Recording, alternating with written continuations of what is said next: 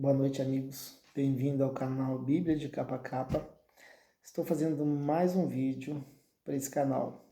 Primeiramente, vou pedir perdão a quem assistiu o segundo vídeo, porque eu cometi um pequeno equívoco, onde eu disse que Deus tampava os olhos de Abraão. Não, irmãos, quando Deus passou e colocou sobre a penha, ele tampou os olhos de Moisés, não de Abraão. Mas hoje eu vou estar dando prosseguimento no livro de Gênesis, a história de José. A partir do versículo 36, do capítulo 37 de Gênesis, conta a história de quando José foi vendido para o Egito. José teve sonhos, desses sonhos, os seus irmãos, os feixes dos seus irmãos se curvavam nos feixes dele, e os seus irmãos reclamavam, falavam, porventura é assim, nós vamos servir a ele, vamos ser servos dele. Também teve um sonho onde o sol e a lua e 11 estrelas se curvavam a ele. O sol e a lua eram o pai e a mãe, e as 11 estrelas eram os irmãos. Jacó e os irmãos deles entenderam isso. Jacó o repreendeu. Vai ser assim? Nós vamos ser servos teus, vamos curvar a você? O repreendeu, mas guardou isso no coração. Bom, irmãos, José era odiado pelos irmãos deles, porque ele era muito amado por Jacó. Ele tinha vestes festivais, ou vestes talares, ou túnica festival, como algumas traduções trazem. Ela representava o amor que Jacó tinha por ele. E os irmãos dele, por estar com muito ódio dele, muita ira, intentaram matá-lo. Quando ele foi ver o que os irmãos estavam fazendo, pastoreando as ovelhas. E no intentar matá-los, Rubens interveio pedindo que jogassem na cisterna seca, com a intenção de depois restituir ao pai dele. Mas enquanto Rubens saiu, Judá chegou e deu a ideia de vendê-lo aos ismaelitas, que estavam indo uma caravana no Egito. Porque tinha que haver ali, tinha um agir de Deus no tudo aquilo ali. Deus estava preparando José. Ele precisava enviar alguém para o Egito. Algumas pessoas dizem que se José tivesse ficado calado, talvez ele não teria passado por isso. Não sei se é verdade. Eu nunca me preocupei com isso. Pode ser que sim, se eu tivesse ficado calado, Deus teria usado um meio mais tranquilo para ele. Mas Deus tinha que trabalhar também o ego dele, trabalhar algumas coisas para ele, nele. Por isso José foi como escravo, foi vendido como escravo a Potifar, mas foi extremamente fiel. A casa de Potifar prosperou, porque Deus era com José. A esposa de Potifar tentou seduzir a José. José, negando, foi levado para a prisão, acusado inocentemente. Mas na prisão também, Deus era com José. José tomou conta de todo o cárcere. O carcereiro deixou tudo na mão de José, porque José era extremamente habilidoso e Deus o abençoava. Dentro dessa prisão, teve dois servos de Faraó que foram enviados para a prisão, o copeiro e o padeiro. E os dois tiveram sonhos na mesma noite. E falaram a José, e José revelou os sonhos por intermédio de Deus. Falou com o copeiro que ele seria restituído a Faraó e que o padeiro seria decolado, seria estrangulado. E assim aconteceu. E ele disse ao copeiro, lembre-se de mim quando estiver lá do lado de Faraó. Só que o copeiro esqueceu de José. Deus mais uma vez trabalhou e deu um sonho a Faraó. Faraó teve um sonho com espigas e vacas e ficou extremamente perturbado. Esse sonho significava 7 anos de muita abundância no Egito, seguidos 7 anos de muita fome. Era o plano que Deus teve que trabalhar para colocar José no topo. José, revelando esse sonho, se tornou governador do Egito e houve um grande mover de Deus na vida do José e no Egito também, onde as pessoas, primeiro, nem perceberam os anos de abundância, mas José trabalhou arduamente, segurando 1/5 de todo o alimento, colocando tudo nos celeiros para que viesse a ter na época de escassez. E o Faraó colocando José como administrador de tudo, José, com a sabedoria que veio de Deus, assim o fez. Mas primeiro, José teve que crer nisso. É que as pessoas, às vezes, é muito fácil crer quando é na vida do outro. Quando é na vida da gente, que a gente está passando por problemas, às vezes é muito difícil crer. A gente fica na dúvida, isso é normal, mas quando a gente tem aquela confiança que Deus está no negócio, irmãos, tudo é mais fácil. Mesmo o problema acontecendo e passando por ele, a gente passa com muito mais tranquilidade. Irmãos, o engraçado é que no capítulo 38 houve uma parada na história de José para falar sobre Judá e Tamar. Judá, ele nas suas andanças, né, ele tomou uma mulher cananeia como esposa, teve uns filhos, tomou Tamar para o seu filho que era muito mal aos olhos de Deus, por isso Deus fez com que ele morresse.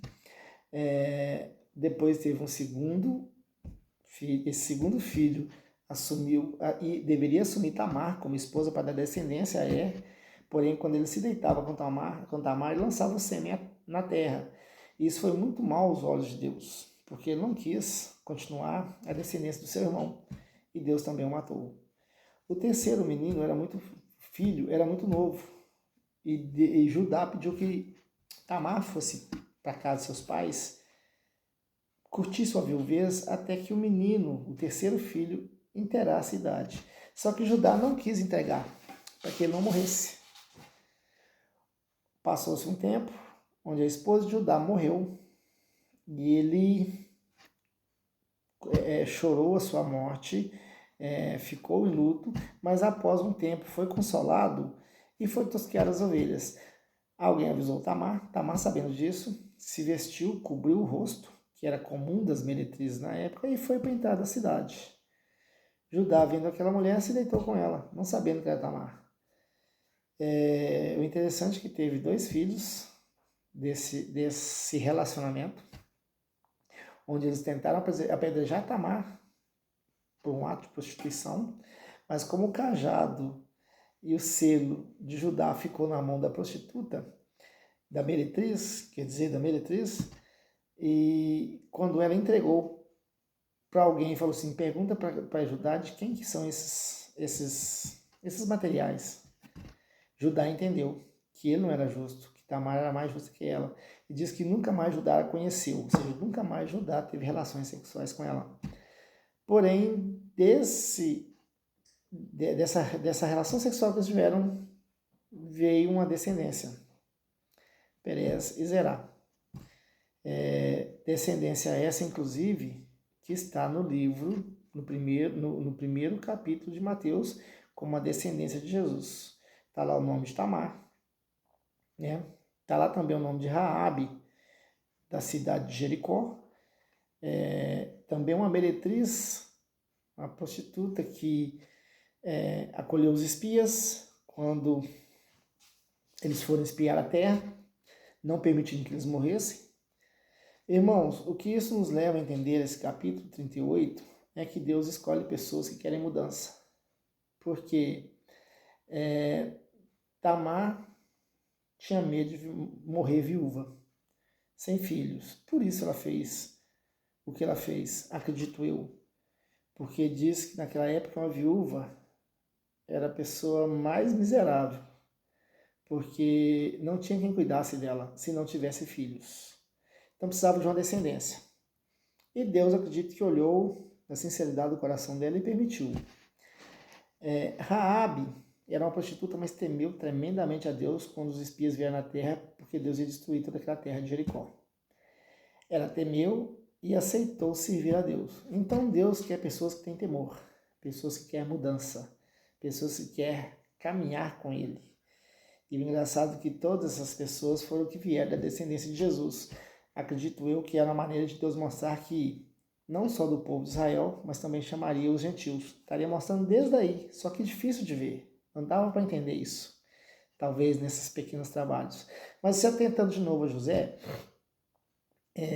José também teve um papel importantíssimo na separação do povo hebreu do povo egípcio.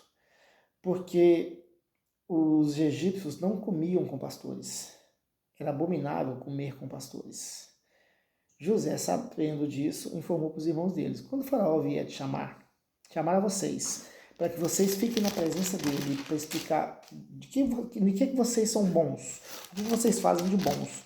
José falou com eles assim, diz para faraó que nós somos pastores desde a nossa adolescência, desde a nossa meninez, desde os nossos antepassados. E isso era porque José tinha uma ideia de colocar o povo de Deus na terra de Gósen, que era uma terra de pastores, era uma terra de gado.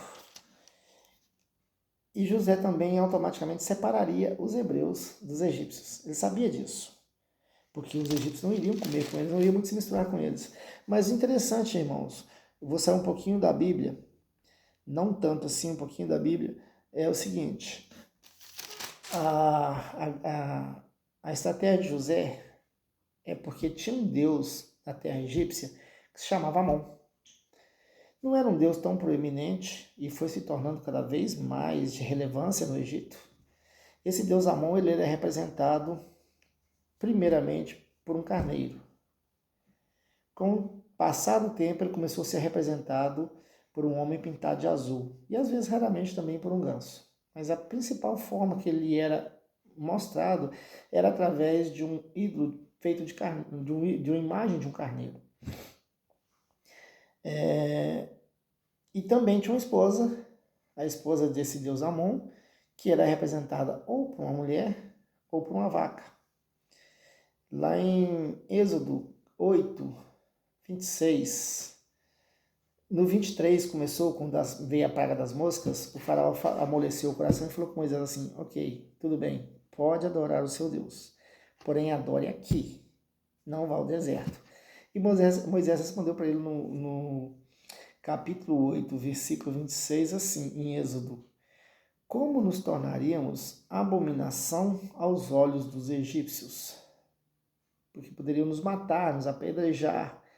É porque, na realidade, os hebreus sacrificavam ao seu Deus, principalmente carneiros. E como sacrificaria o Deus egípcio ao Deus Todo-Poderoso? O povo egípcio ia se revoltar, ia massacrar o povo hebreu naquele momento. Ou que fosse fazer um novilho cevado, né? Como se fosse pegar uma novilha, né? Eles entenderiam assim: opa, está sacrificando uma vaca, a esposa do deus Amon. Irmãos, e a coisa vai complicando tanto que depois de um tempo, no Egito houve uma junção do deus Amon com o deus Ra. O deus Amon era um carneiro, o deus Ra era o deus Sol. E aí surgiu então o deus Amon-Ra. O deus Amon significava, era o deus pai de todos os deuses, o deus invisível, pai de todos os deuses. E o Ra, deus Sol.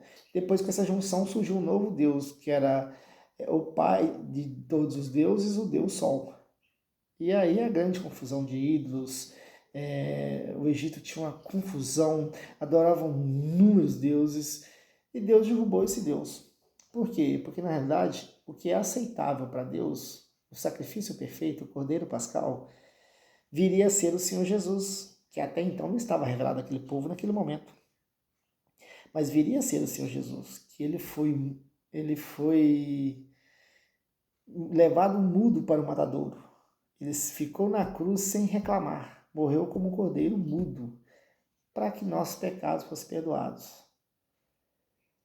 José, sabendo, deu essa estratégia. Faraó levou, sabendo talvez por intermédio do Espírito Santo, né, agindo na vida dele, levou até Faraó. Faraó entendeu, mandou os irmãos dele para a terra de Gósen e ainda disse a José: se acaso tiver irmãos habilidosos, alguns de seus irmãos sábios e habilidosos, coloque sobre o meu gado e sobre os meus pastores, para que também pastoreasse o gado de Faraó.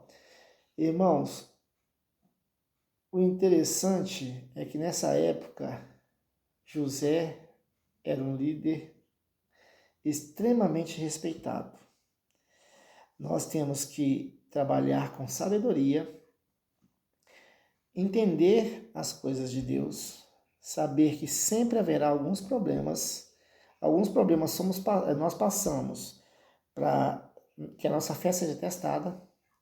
Quando você está passando por problemas, onde você está fiel perante a palavra de Deus, onde você não está em transgressão, onde você está vivendo em obediência, irmãos, com certeza você está sendo provado, testado perante Deus, testando a sua fé, ou você está sendo trabalhado por Deus para que passe pelos problemas com sabedoria e com crescimento espiritual.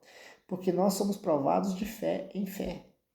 Você não vai começar com grandes coisas logo de imediato, você começará com pequenas coisas. Assim como a criança precisa aprender aos poucos, nós, quando servimos a Deus, também aprendemos aos poucos. O próprio Senhor Jesus disse aos seus discípulos: tenho muito que vos falar, porém não podeis suportar agora. Quando vier o Espírito da verdade, lhe mostrará todas as coisas. Porque o Espírito Santo, irmão, sabe o jeito de nos apresentar cada coisa ao seu tempo, quando o nosso próprio pensamento, quando a nossa mente vai se transformando conforme a mente de Cristo. Vamos aprendendo e Ele vai nos mostrando. O Espírito Santo não vai chegando te dando tudo de uma vez, porque você não resiste. Você cai. Você ficaria desacreditado com todas as coisas. Mas Ele vai te provando, e conforme você vai andando na presença dEle, você vai vendo. José não se tornou governador do dia para a noite. Ele passou por vários problemas. Desde o momento que ele andava com o pai dele, que começou no Gênesis 38, que ele tinha 17 anos, até o momento que se tornou governador, que ele tinha aproximadamente 30 anos, José passou por 13 anos de tribulação, 13 anos de preparação. Deus o estava preparando. Então tem pessoas que às vezes atravessam por um mar de problemas e às vezes não estão em pecado. Às vezes vivem uma vida de santidade, não exterior, como eu digo, a santidade tem que ser interior. Você tem que viver com Deus sempre no seu secreto e no seu coração, porque ali você está vivendo com Deus de verdade e vive muitos problemas. Na realidade, então, Deus está te capacitando. Toda vez que você passa por um problema, você está capacitado a resolver esse problema para outras pessoas. Você já sabe como passar por isso. Então, Deus às vezes faz isso, te capacita através de problemas. Se você realmente não está em transgressão, se você vive de acordo com a palavra de Deus, fica tranquilo. Deus te honrará logo depois. Você só tem que passar por esse momento na sua vida. Irmãos, José foi um exemplo para nós, onde problemas existem para ser superados juntamente com Deus. Sem Deus, o seu problema são montanhas intransponíveis. Com Deus, o seu problema são barreiras que devem ser ultrapassadas para a próxima etapa da sua vida. Então digo a vocês, se está atravessando por problemas, confie no Senhor. Primeiro, faça um autoexame. Veja como está a sua vida perante Deus. Veja como você está perante a Bíblia. Veja como você está segundo a palavra do Senhor Jesus. Se você estiver coerente com tudo, peça ao Espírito Santo para trazer à sua memória onde você está falhando. Ele faz isso, já fez comigo. Ele me mostrou as áreas onde eu estava falhando e eu corrigi para estar continuando na presença dele. E aí ele vai te mostrando como que você vai passar por etapas. Mas se você está fiel, se está tudo ok, irmãos, fica tranquilo, porque Deus irá te recompensar. Fica na presença do Senhor Jesus, tenha uma boa noite. O Senhor Jesus abençoe a todos. E que a vida de vocês seja repleta de intervenções de Deus para que vocês cresçam na presença dele. Senhor Jesus abençoe a todos e tenha uma boa noite.